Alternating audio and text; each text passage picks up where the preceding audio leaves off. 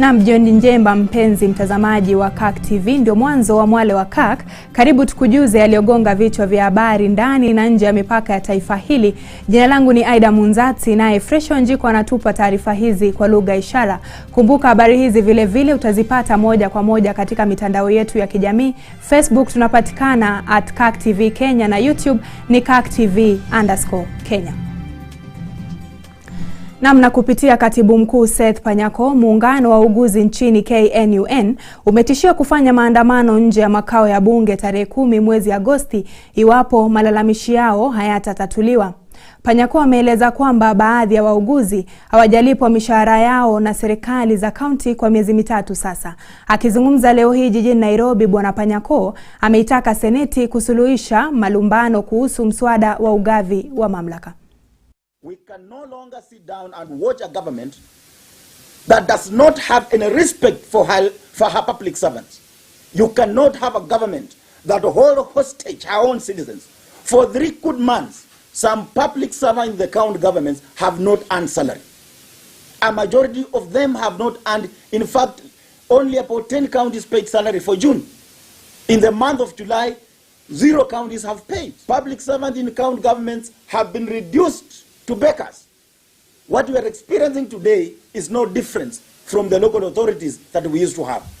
It is shameful, extremely shameful, and as a union, we are going to lead other public servants to change this nonsense once and for all. Pay this salary.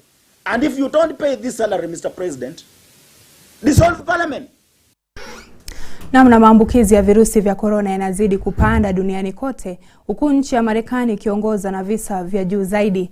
Leo hii nchini Kenya maambukizi mapya 690 yameripotiwa. Mtazamaji, hebu tutazame idadi ya maambukizi ya virusi vya corona duniani kote kabla hatujazama kwenye takwimu za leo hapa nchini. Maambukizi mapya 271,743 yameripotiwa leo hii duniani kote. Idadi hii ikijumlisha idadi ya maambukizi duniani kufikia 1,17,628,109. Idadi ya walioaga duniani imerekodiwa kuwa 1,680,354. Hii ni baada ya watu 615 zaidi kupoteza maisha yao kutokana na virusi vya COVID-19. Nchi ya Marekani imenakili idadi ya juu zaidi ya virusi leo hii ikiwa na maambukizi milioni 4,523,888, huku Brazil ikiwa na visa milioni 2,662,485. Nchi ya India kwa sasa imerekodi jumla ya visa milioni 1,750,723, ikifuatwa na Urusi iliyo na visa 845,443. Afrika Kusini sasa hivi ina visa 493,183. Kufikia sasa, zaidi ya nchi 216 duniani kote zimerekodi kisa au maambukizi ya COVID-19. Katika bara la Afrika, nchi ya Afrika Kusini inaongoza na visa 493,183. 43,151 ikiwa ni idadi ya visa vilivyorekodiwa na nchi ya Nigeria, huku ikifuatwa na nchi ya Ghana iliyo na idadi 35,501 ya maambukizi ya COVID-19. Nchi ya Algeria kwa sasa ina visa 30,394. Nchi ya Kenya ikiwa miongoni mwa nchi 5 zilizorekodi visa vya juu zaidi barani Afrika, kwani kwa sasa hivi imeweza kunakili maambukizi 20,636. Kufikia sasa, bara la Afrika limerekodi jumla ya maambukizi 788,448.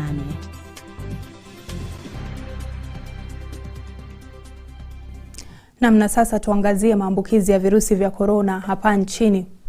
Waliopimwa ni watu 5,393 na jumla ya vipimo tangu virusi vya corona kuripotiwa hapa nchini ni 315,723.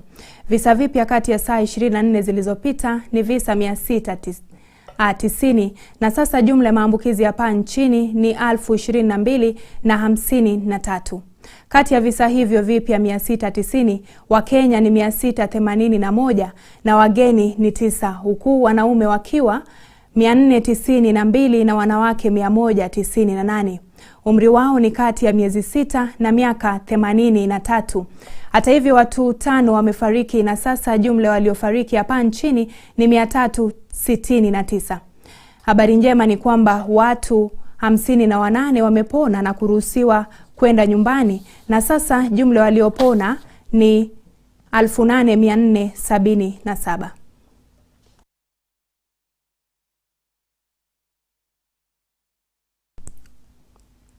Na serikali ya kaunti ya Samburu inasema imeimarisha hatua za kukabiliana na msambao wa ugonjwa wa COVID-19 katika kaunti hiyo iwapo kisa cha ugonjwa huo kitaripotiwa. Gavana wa kaunti hiyo Moses Lenonkulal anasema kaunti hiyo imenunua vitanda 5 vya wagonjwa mahututi vilivyo na vifaa vya pumu na vitanda vingine 250 vya kuwatenga wagonjwa. Kadhalika alisema serikali ya kaunti hiyo ina magari 3 ya kusafirisha wagonjwa ambayo yametengewa kushughulikia visa vya ugonjwa wa COVID-19 kinyume na yale yaliyotangazwa na Wizara ya Afya hapo jana.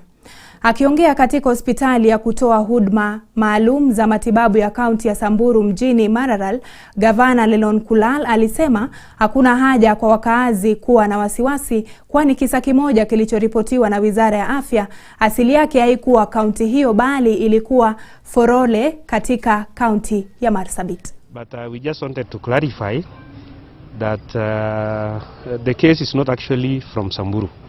It's not among the samples that we sent to Nairobi.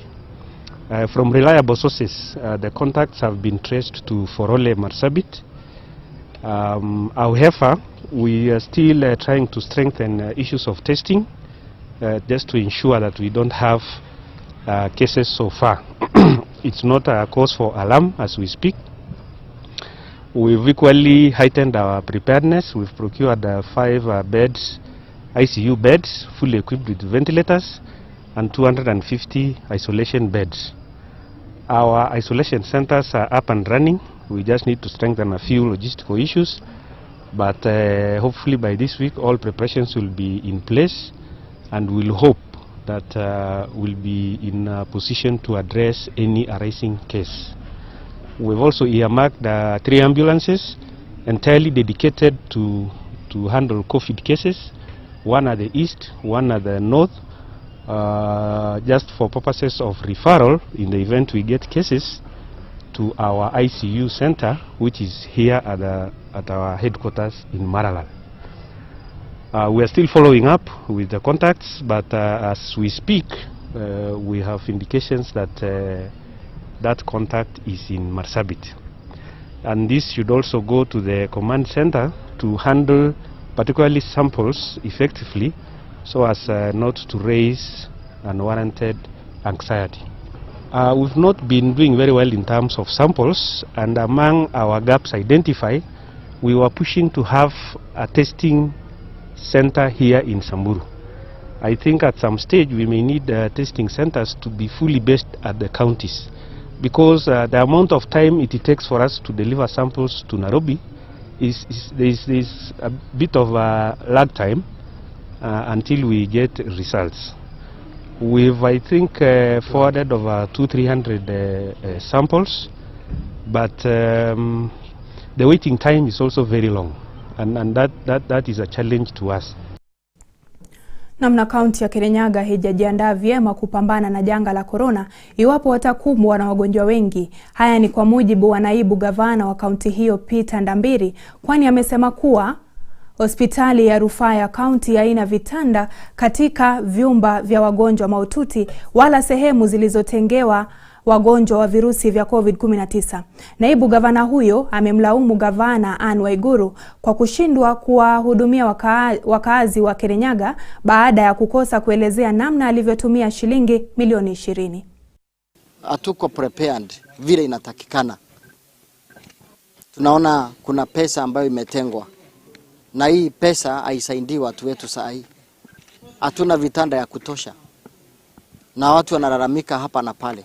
Mimi ombi langu ni kwamba impasse ya budget iishe na tuweze kutatua hii maneno ili tuweze kuhudumia wananchi wa kaunti ya Kirinyaga vile inavyofaa. Na ningeuliza ambapo wale watu ambao wamepatiwa hii mamlaka, they should come down from the ivory towers and have a meeting place. Mimi nimesema nasikia uchungu zaidi kwa roho yangu wakati naangalia maneno inaharibika na hakuna uwezo. Tunataka kusaidia watu wetu. And I'm calling upon the people, wale ambao wanaofaa wakumbuke ya kwamba tulipatiwa nafasi ya kuongoza watu wa Kirinyaga na watu wenyewe. Na wakati watu wanaumia, sisi tunafanya makosa. I would want this thing resolved once and for all. Ili mambo ingine ikiendelea, tujue kuna dawa hospitali, kuna vitanda ya kutosha, kuna mambo yale ambayo yanafaa kufanyika iwe inaendelea. But we cannot live like this forever. Namna tukiachana na hayo ni kwamba baadhi ya wamiliki wa sehemu za burudani katika mji wa Kiambu wanawalaumu machifu wa eneo hilo kwa kuvamia biashara zao na kuchukua bidhaa zao bila sababu kwa kutumia mabavu. Haya yanajiri wakati ambapo serikali imepiga marufuku biashara za kuuza vileo kwa muda wa mwezi mmoja ili kuzuia msambao wa maradhi ya COVID-19 ambao unazidi kusababisha maafa mengi duniani. Katika takwimu za serikali, maeneo ya burudani yameorodheshwa kama miongoni mwa maeneo yaliyo na uwezo mkuu wa kueneza msambao wa maradhi ya COVID-19. Mwanahabari wetu Cornelius Omse ana maelezo zaidi.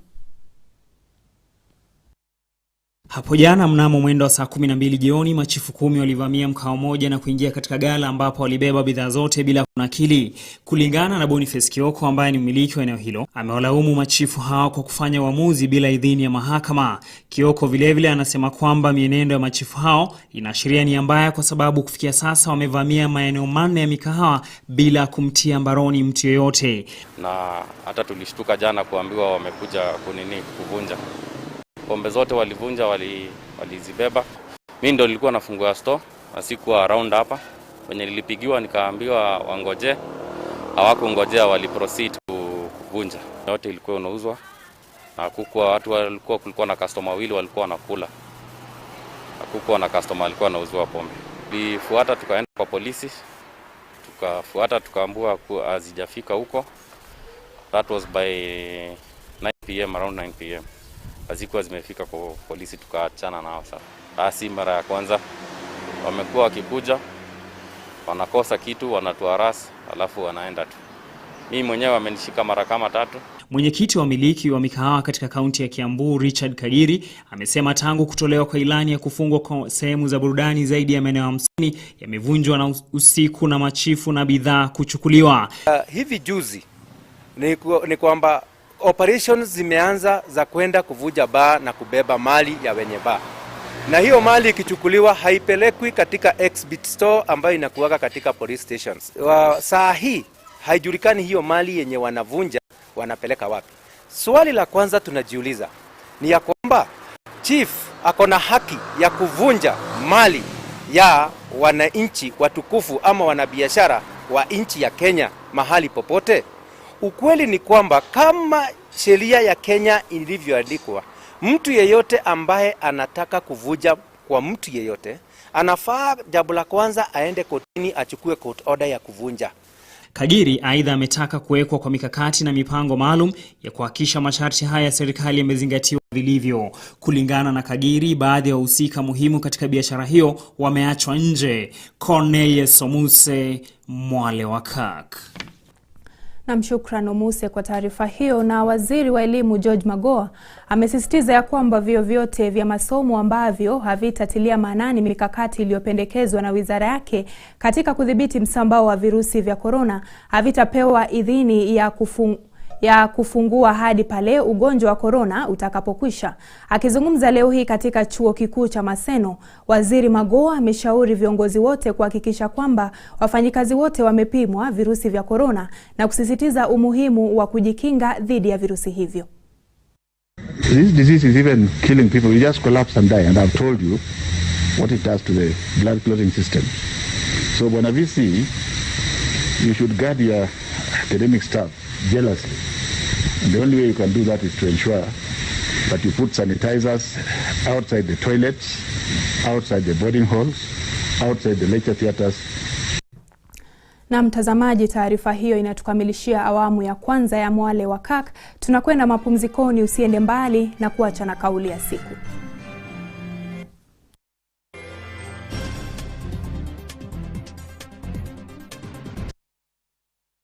Kauli ya siku na Kirk TV.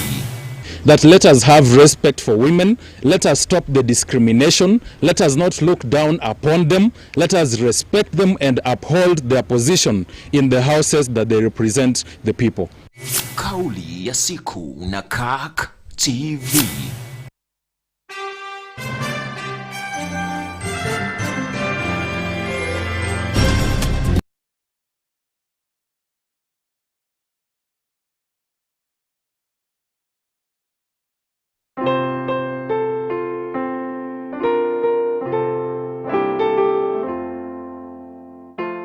The long-awaited Interdenominational Brigade Week 2020 is finally here with a theme from John 15:16, a loved vessel.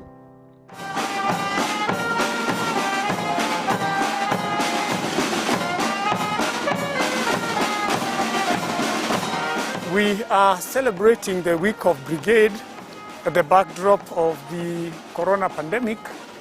And of course, you know, some of the churches have closed and some places of worship have opened, but we still can celebrate because God loves us. We have brought together both the boys and the girls brigade, and also making sure that all the denominations within the Boys Brigade Kenya are involved. That is the Anglican, the PCA, the ACC&S, the IPCA, and the MCK.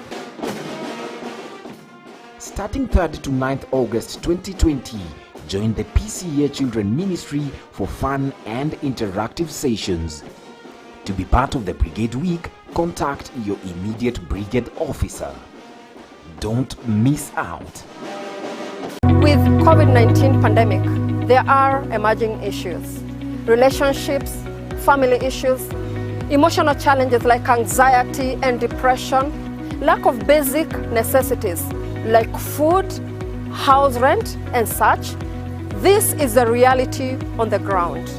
And therefore, even with the eventual reopening of the economy, it's not going to be a grand comeback, but rather we need to be ready for a gradual process of recovery.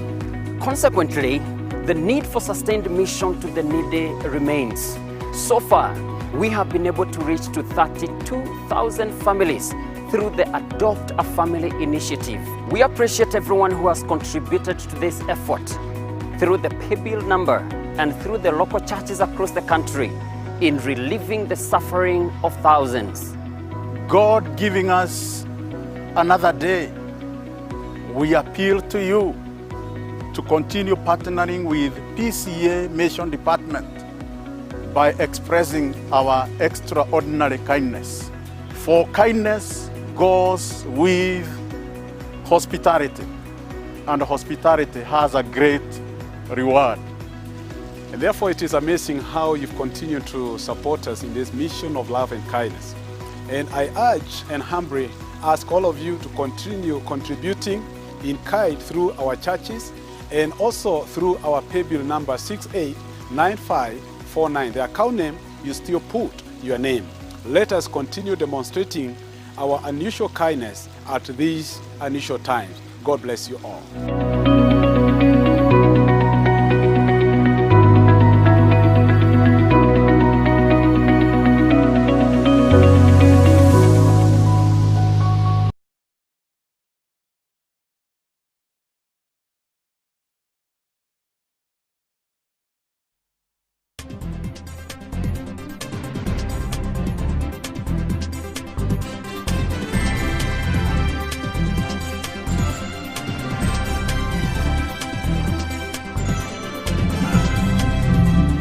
Shukran kwa kusalia papa hapa. Karibu katika awamu ya pili ya Mwale wa Kirk. Mwakilishi wadi mmoja wa bunge la kaunti ya Kisii aliyesemekana kudhulumiwa na mwenzake amepigwa marufuku ya miezi kulingana na makubaliano ya kamati ya bunge hilo.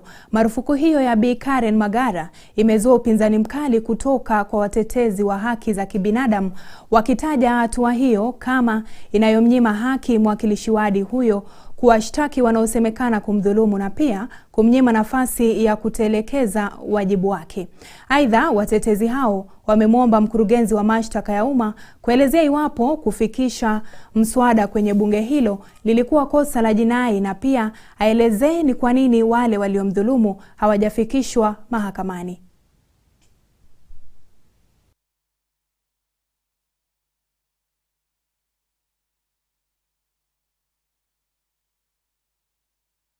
I was assaulted on 25th and I was only going to do an amendment in the floor of the house. Subsequent, I was taken to hospital, admitted in hospital for 5 days. I come back, I'm taken to Powers and Privilege Committee.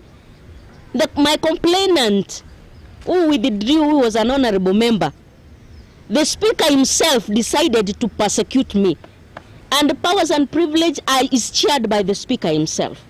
A woman is assaulted and the very person that has assaulted her is the judge in the Powers and Privileges Committee and comes out with a ruling that the member of County Assembly who's been assaulted is supposed to be sent home for a very long time that is really ambiguous. Currently being informed that the file was closed by the DPP. We are requesting and demanding, we want to know why was the file closed and why was not the perpetrators why were they not taken to court? Because we know any assault that will happen to anyone, that person must be accountable for his act. So currently we are very suddenly, we can't even say the way we are hurt and broken as women of Kisii County, because if these things keep happening, how will our children be? If our rights are being stepped on, who will speak for us? Does it mean that the women of Kenya doesn't have right to talk or doesn't have right to present motions in parliament? Just because they do that, they are attacked. Gavana wa Turkana Josephat Nanok, ambaye kaunti yake ni miongoni mwa zile zitakazopunguziwa mgao iwapo mfumo mpya wa ugavi wa mapato utatekelezwa, sasa anatoa wito wa kuchunguzwa upya mfumo huo unaopendekezwa. Nanok anasema kaunti zilizobaki nyuma kimaendeleo ambazo pia ndio kubwa zinafaa kutengewa pesa zaidi ili kuzisawazisha na zile ambazo zimepiga hatua katika maendeleo. Katika awamu ya 3 ya mfumo wa ugavi wa mapato, kigezo cha ugavi cha afya kimetengewa 15%, mgao msingi 20%, kilimo 10%, ilhali idadi ya watu imetengewa 18%. Zingine zimeongezewa pesa, zingine kama yangu ya Turkana pesa imepunguzwa kwa njia kubwa. Lakini saa hii tuna hiyo utetezi kwa maana nchi ya Kenya na rasilimali ya Kenya ya Wakenya wote 47 na ni ya ardhi ya Kenya yote. Iwe ni wapi, kuna jukumu ya rasilimali ya Kenya na serikali ya Kenya kuhakikisha wamepeleka uwezo katika kona zote ya ardhi yetu. Na kama area kama hii tunasema ambayo iko mashamba na mgao wa pesa ilisema hakuna mashamba, wataweka pesa mahali mashamba iko. Tutafunguaje area kama hii ambayo iko na potential? Kama haiwezi weko pesa, igawiwe pesa kama kule Trans Nzoia mahali kuna mashamba. We must look at allocation of resources where there is a potential also to grow. Kama eneo hii tukisema ni kupatia nyinyi mashamba wote na pesa ya mashamba already imepewa mahali mashamba iko, tutafunguaje area hii ambayo inahitaji mashamba?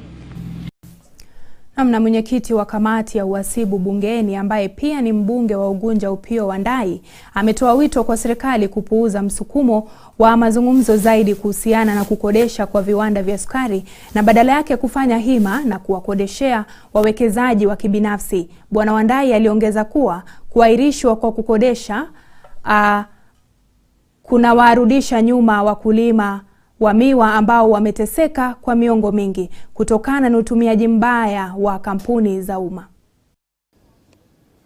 we have agitated for so long on the management of the sugar subsector in this country. In fact, farmers have cried for many years for a rescue. And after much haggling, ultimately the government has come up with an idea, which to me sounds like a very good solution. The idea of leasing these sugar factories or mills to private investors who would then invest their money and run them commercially. And as they do so, farmers will get money in terms of payment for their cane. And the Cabinet Secretary for Agriculture published a schedule. And in fact, a proposal was sent out to the public for those who have interest, to show interest within certain timelines. So my view is that let us work within those timelines and have these sugar mills leased out to those who have got the capacity to manage them for the benefit of themselves and our people. This idea that, again, other leaders, other players are asking for extension of these timelines, asking for further consultations or forming of more task forces, in my view, is time wasting, is diversionary, and is insensitive to the plight of the long-suffering sugarcane farmers. Let us proceed with the timelines as already released and have those who have got interest express those interests, and let us give these sugar mills to those who succeed in their bids, and let us have these sugar mills running again. Namna baadhi ya wakazi katika kaunti ya Kitui wanaoishi kando kando ya mto Tiva katika eneo bunge la Kitui Rural wamepongeza gavana wa kaunti hiyo Bi Charity Ngilu kwa kuondoa marufuku ya kuvuna mchanga wa ujenzi. Kupitia kundi lao lililosajiliwa la kijamii, wakazi hao wamekiri kwamba shughuli hiyo ya uvunaji wa mchanga wa ujenzi umekuwa kitega uchumi kwa wengi wao, haswa wakati huu ambapo janga la COVID-19 linaendelea kuathiri hali ya uchumi nchini. Taarifa hiyo kwa kina na Cornelius Omuse. Uongozi wa gavana Ngilu umefutilia mbali marufuku ya kutovuna mchanga kwa muda, hali ambayo itaipa makundi ya kijamii katika kaunti hiyo nafasi mwafaka ya kujihusisha na uvunaji mchanga katika mto Tiva na maeneo ya Kiromboko huko Mwingi Magharibi karibu na bwawa la Kiambere. Nicodemus Masesi ambaye ni mwenyekiti wa kundi la kijamii la Tiva amemshukuru gavana Ngilu kwa kuwaruhusu kuvuna mchanga katika mto Tiva, akisema kuwa wakazi watafaidika mno. Ni kwa vijana 200 wale wanasiatika na hii mchanga. Kwa hii mkaza ya corona tumesaidika sana. Tuko kunyimiliwa sana na majaa, magonjwa na vitu vingine.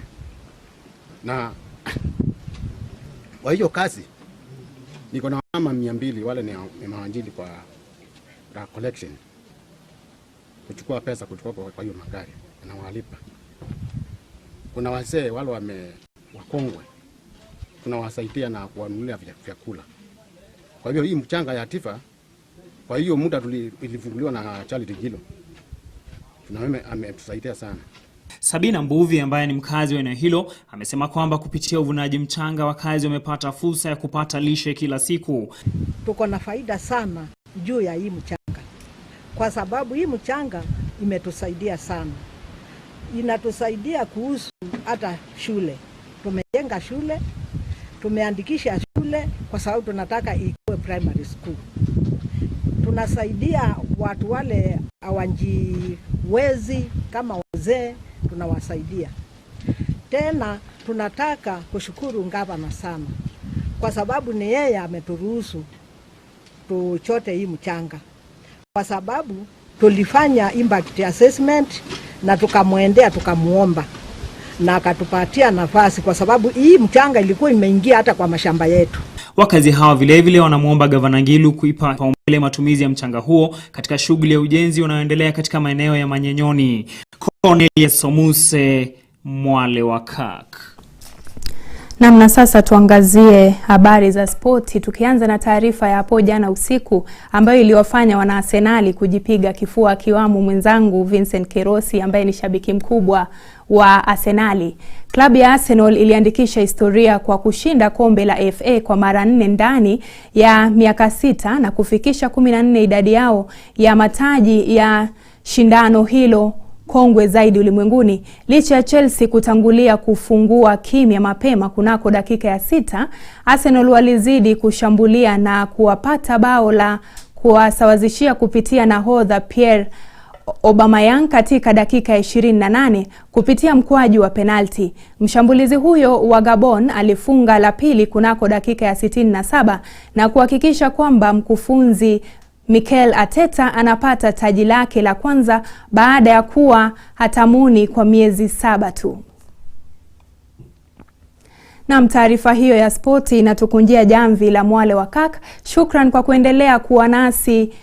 Jina langu ni Aida Munzati, naye Fresh Wanjiko ndiye aliyetuletea taarifa hizi kwa lugha ya ishara. Alamsiki.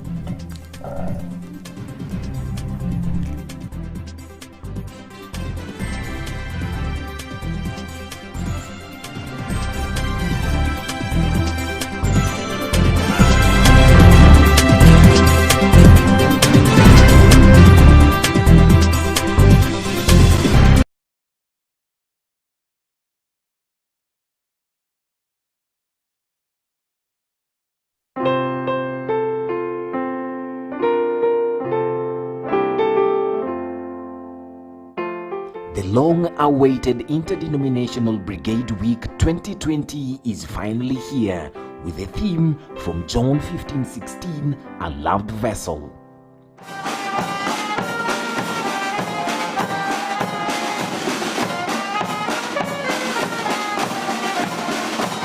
We are celebrating the week of Brigade at the backdrop of the corona pandemic. And of course, you know, some of the churches have closed and some places of worship have opened, but we still can celebrate because God loves us. We have brought together both the boys and the girls brigade, and also